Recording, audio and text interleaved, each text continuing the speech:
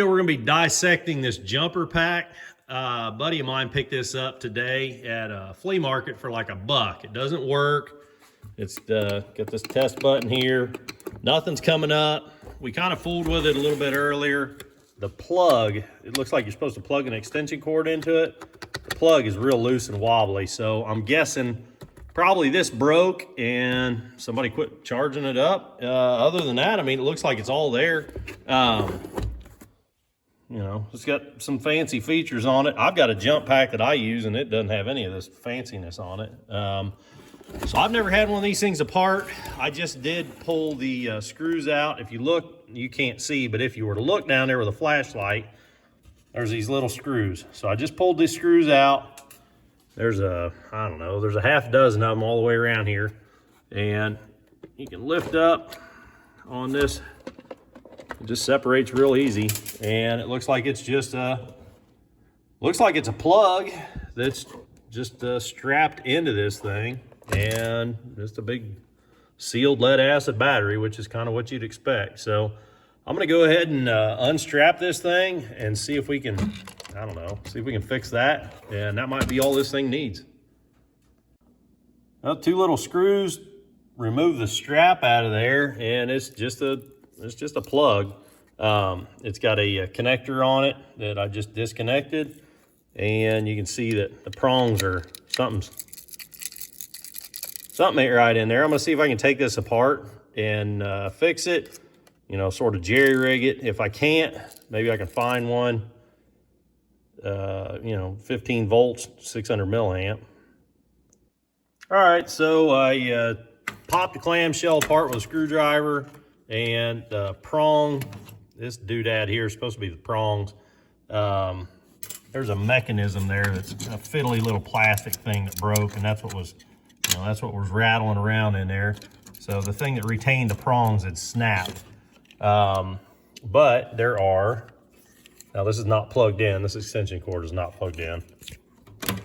These little tabs were in there riding against the backside of those prongs on the inside of that.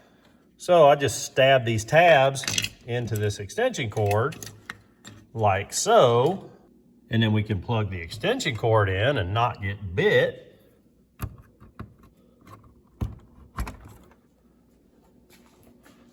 And at least we got some life in the thing. So whatever this FL, some error code, this battery might be completely shot.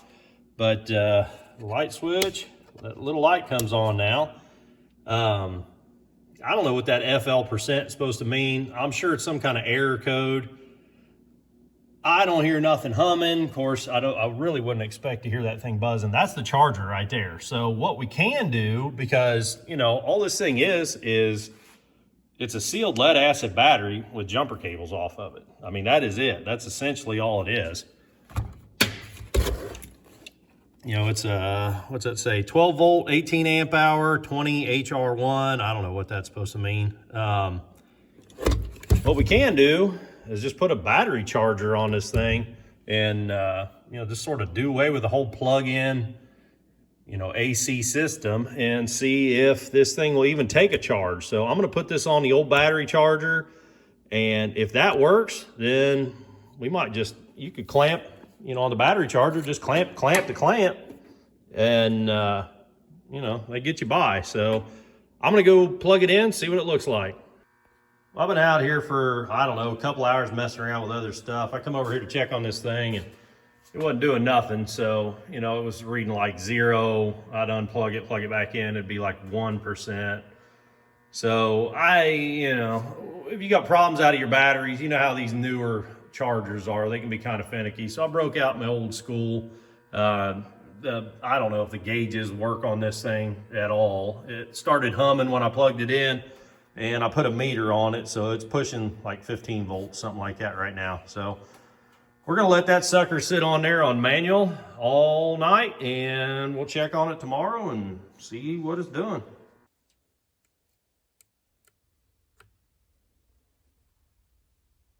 So we got 12 volts in it. I'm kind of late to go do some stuff, so I don't have a battery tester anyhow, and I can't think of anything around here that's got a dead battery right now. let's just let it set for, I don't know, a day or two and check the voltage on it. I mean, it should hold voltage. You know, that's one easy test we can run. We'll just let it sit for a couple days, or a day anyhow, and see what the voltage looks like. Well, it's only been a few hours, but I put the meter back on it and it's still holding 12.2 volts. So I'm getting impatient and I want to get this thing off of my workbench. So I'm going to go ahead and rig up a power cord to it. So I'm going to take advantage of the existing, I don't know what you want to call this, the transformer, AC to DC converter.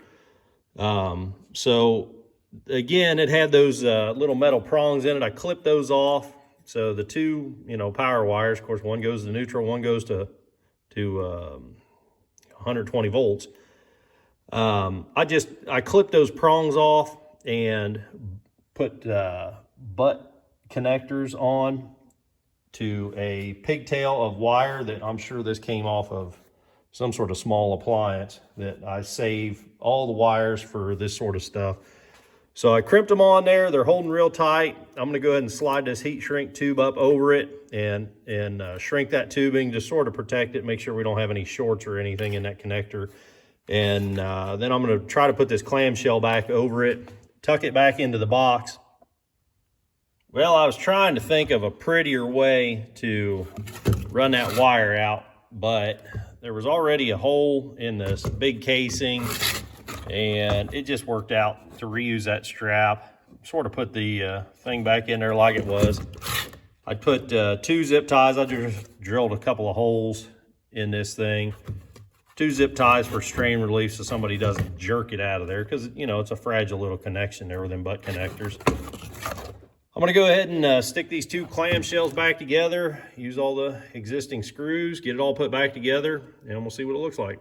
Together, no problem. And if we 61%, so I guess that's a good thing. A little light's working. Let's see what it does if we plug it in, see if the damn thing catches on fire. So you watch that, I'll do this. Okay, nothing happened. Later, this thing had been sitting over there charging up, plugged in for, well, 2 more weeks after that last little clip. I unplugged it and put it up here on the workbench last night. It's about 10 in the morning now, so it's been sitting out here for 12 hours. Last night when I hit the battery test button, it was showing like 97, 98. So this morning it's showing 48, 49. I don't know. I don't have a real warm, fuzzy feeling about the life of that battery. That being said, I do need to use it. So I've got a Blazer that needs a jump. So rather than using my good jump pack, I thought we'll try this thing out. So I'll meet you out there at the car. All right, so here's the test subject. I don't even remember what year this thing is, the old 90s Blazer. And nothing. I mean, it's pretty flat.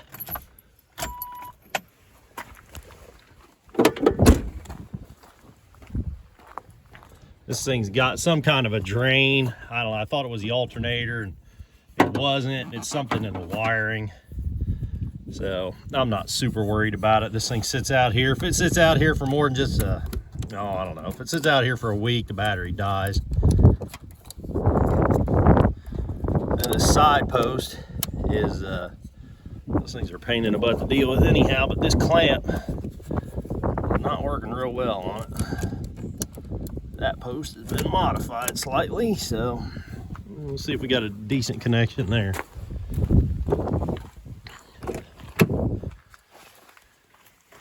Here goes nothing. Now, maybe we don't got a good connection.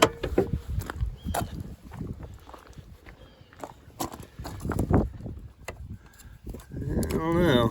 Looks like the clamps are biting pretty good.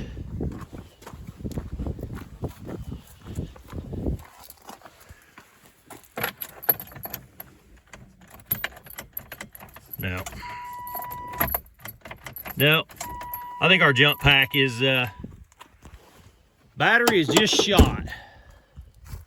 All right, well, I went and got my good battery pack, and I could hear stuff going on in here as soon as I hooked it up.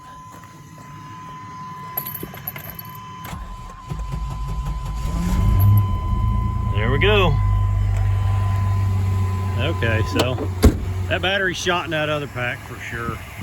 Well, I just looked up online a replacement battery for this thing. That 18 amp hour battery, you can get it on Amazon, next day delivery for 40 bucks. But unfortunately, Harbor Freight has got a jump pack real similar to this. Right now, you can just go to Harbor Freight and pick one up for $51. So for 11 bucks, it ain't even worth tearing it apart and have to deal with that janky cord hanging off of it like that. I'm probably just gonna scrap this thing. I'm gonna cut the wires off of it, what's worth saving, recycle the battery, and throw the rest of it away. So there you go, guys. It's not worth replacing a battery in one of these, and this one we did not get lucky on it. So I hope I helped you if you're fooling with one of these things, give you some ideas of what to try or what not to try. If you like this video, click the thumbs up button. If you want to see more videos of me working on all kinds of stuff out here in the shop, click subscribe. Till next time, keep on tinkering.